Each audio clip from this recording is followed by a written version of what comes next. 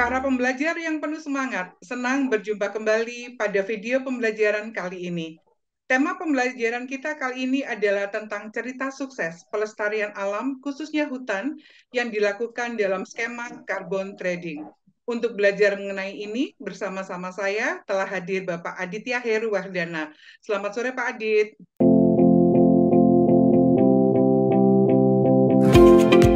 Selamat sore Ibu, apa kabar? Alhamdulillah baik. Terima kasih telah meluangkan waktu untuk berbagi ilmu dan pengalaman bersama kami.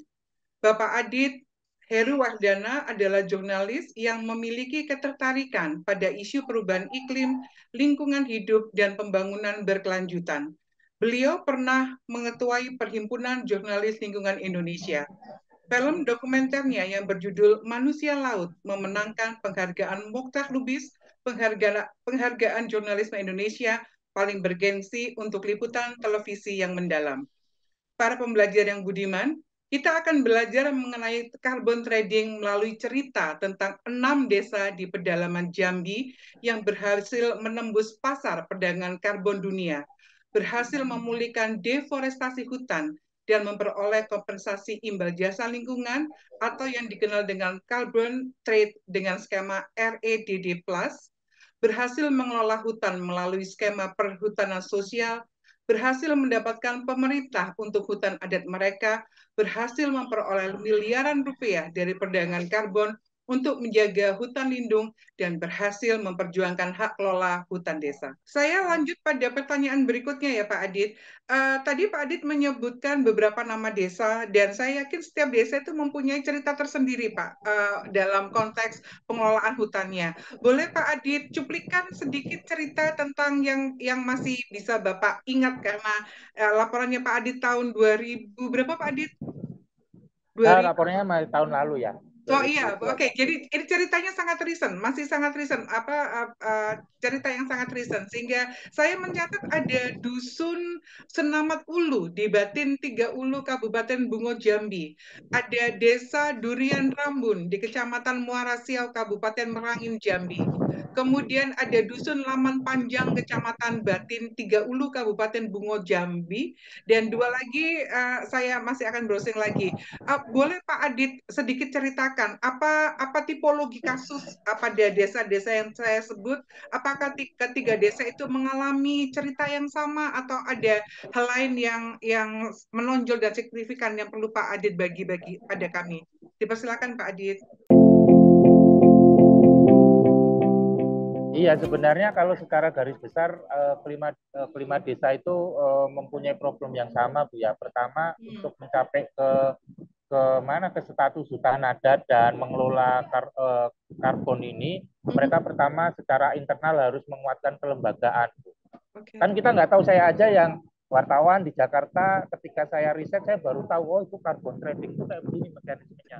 Bagaimana itu masyarakat yang hidup di hutan sana yang akses informasinya terbatas begitu, sehingga mereka harus belajar dulu. Nah, inilah fungsinya pendamping ya, atau NGO atau lembaga atau apapun yang bisa menjadi counterpart atau sarana belajar begitu. Masyarakat harus paham dulu dan berdaya. Setelah mereka paham, mereka kemudian bisa mengambil langkah-langkah. Nah, untuk itu tentu penguatan lembaga itu juga penting. Jadi siapa yang mengelola nih nanti? Siapa yang bertanggung jawab? Jadi mereka membentuk semacam kelompok begitu. Nah, itu masing-masing desa kemudian menguatkan kelompok-kelompok itu. Nah, ya tentu ada pro kontra, ada yang nggak setuju, ada yang setuju, itu wajar pasti. Selama hidup di dunia pasti ada seperti itu ya. Tapi kemudian itu bisa dilalui dan masyarakat kemudian membentuk kelompok dan kemudian didampingi oleh warsi itu, mereka kemudian berjuang untuk mendapatkan status hutan adat itu. Nah, ketika status hutan adat itu diperoleh, sekarang PR-nya adalah mereka menjaga hutan itu. Karena ancaman hutan itu tetap ada dari penebangan liar, illegal logging. Masyarakat di sekitar situ sudah sangat paham tidak akan menebang pohon. Tapi ada orang dari luar yang datang masuk, yang itu sembunyi-sembunyi. Nah, area hutan itu kan luas dan susah dijaga begitu ya. Patrolinya di titik ini, nanti orang masuk dari titik sana. Nah, mereka harus benar-benar menjaga itu. Menjaga bagaimana tidak ada terjadi penebangan liar. Karena itu satu tidak terjadi penyebaran liar, yang kedua juga tidak terjadi kebakaran hutan, Bu. Karena ini kalau terutama di musim kemarau harus dijaga betul begitu. Kenapa? Karena itu menjadi salah satu prasyarat ketika itu sudah masuk di platform FIFO tadi, bahwa laju deforestasinya itu tidak boleh lebih dari sekian persen begitu, untuk memastikan karbonnya nggak lepas. Nah itu ada syaratnya juga. Jadi masyarakat harus menjaga atau memenuhi batas maksimal yang diperbolehkan untuk terjadinya deforestasi. Kalau dulu sebelum konsensi atau sebelum status hutan adat itu mereka pegang, ancaman paling utama itu dari tambang dan HPH yang ini ya, perusahaan ya, karena sering terjadi di lapangan kan itu tumpang tindih begitu. Ada yang perusahaan yang mengklaim itu hutannya dia, kemudian perusahaan lain mengklaim itu tambangnya dia, ada lagi yang itu sebagai apa namanya kebun sawitnya dia gitu. Nah, statusnya secara legal hukumnya kan masih apa tumpang tindih. Tapi ketika masyarakat sudah punya memegang status hutan adat dengan batas-batas yang jelas, klaim-klaim yang itu tadi sudah tidak bisa masuk lagi secara legal. Nah, sekarang ketika ini ya masyarakat harus menjaga hutannya itu benar-benar tidak terjadi deforestasi, kemudian juga tidak terjadi kebakaran hutan. Nah, makanya itu masyarakat di tiap-tiap desa itu melalui setiap kelompoknya mereka ada semacam jadwal piket patroli untuk di setiap area yang mereka kelola begitu. Begitu, Bu.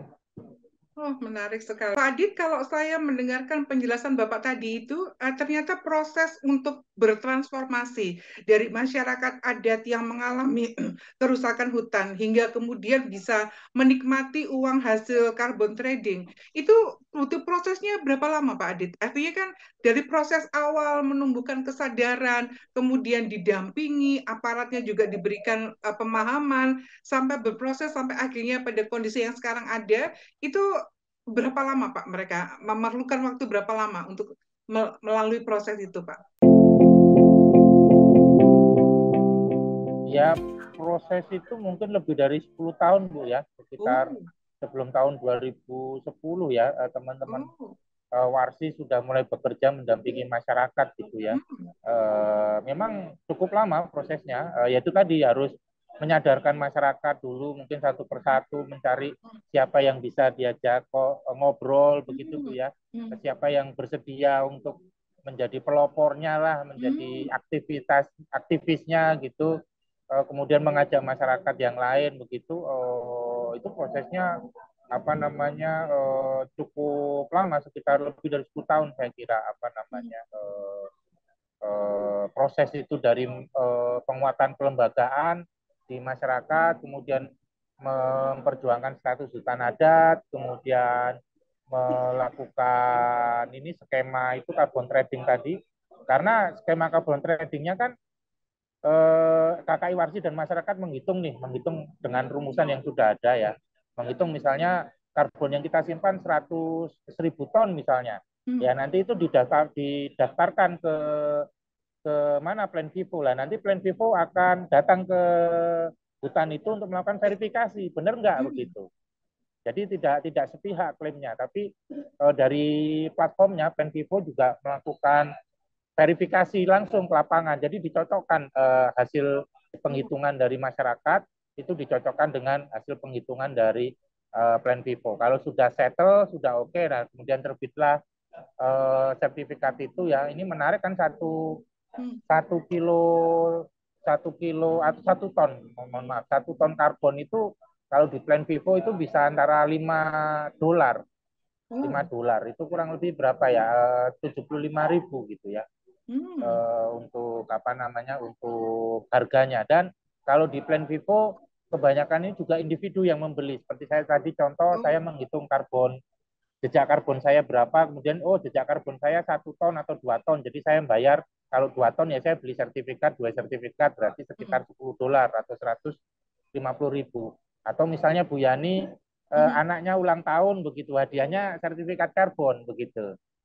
Ini menarik karena kesadaran itu di Eropa terutama sudah mulai tumbuh ya di Eropa. hmm, Jadi ada yang untuk hadiah pasangannya, ada untuk menebus dosa pribadinya. Jadi apa namanya, masyarakat di Eropa sana juga merasa memiliki itu juga hutan saya, itu pohon saya yang apa namanya, yang saya dalam tanda petik yang saya bayar, saya biayai gitu. Bahkan teman-teman KKI Warsi juga ada program semacam adopsi pohon begitu ya. Oh. Jadi misalnya ada luasan yang gundul berapa hektar kemudian ditanami, nah nanti misalnya saya bisa menyumbang atau membeli pohon begitu. Misalnya harganya katakanlah 100.000 satu pohon.